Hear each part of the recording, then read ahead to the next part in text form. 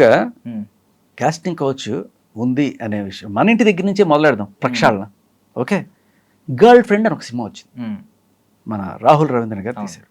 మరి ఆ సినిమాలో పనిచేసిన జూనియర్ ఆర్టిస్టులు, లేకపోతే ఆ సినిమాలో పనిచేసిన హీరోయిన్లు కావచ్చు, క్యారెక్టర్ ఆర్టిస్టులు కావచ్చు, వీళ్ళల్లో ఎంతమందిని కాస్టింగ్ కౌచ్ ద్వారా ఆయన సెలెక్ట్ చేశారు ఉమ్, అనే విషయం మనందరికన్నా ఆవిడకే ఎక్కువ బాగా తెలుసు.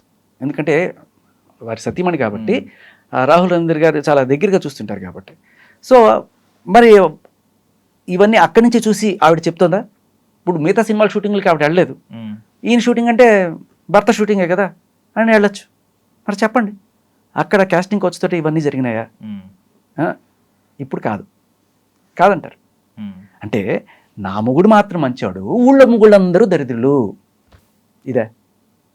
అంటే ఆవిడ ఇంకొక సందర్భాన్ని చేశారు గతంలో ఆవిడకి జరిగిన ఇష్యూని చూపించి, నేనేం కోరుకోలేదు అంటే మిర్రర్ కదా, మీరు ఎలా ఉంటే అలా చూపిస్తుంది అన్నారు కదా, నేనేం అడిగి నన్ను నా మీద మొలెస్టేషన్ చేయండి, నన్ను మొలెస్ట్ చేయండి అని కోరుకోలేదు, బట్ జరిగింది. సో ఇక్కడ మిర్రర్ అనేది కాదు కాన్సెప్ట్, నిజంగా కాస్టింగ్ కౌచ్ అనేది ఉంది అని చెప్పి ఆవిడ మళ్ళీ స్ట్రెస్ చేసి చెప్పారు. కరెక్ట్. ఇప్పుడు ఏంటంటే ఆవిడ మీద అటువంటిది ఏదో జరిగింది అని చెప్పి ప్రపంచంలో అందరూ అటువంటి వాళ్ళే ఉన్నారు అనుకుంటే ఎట్లా?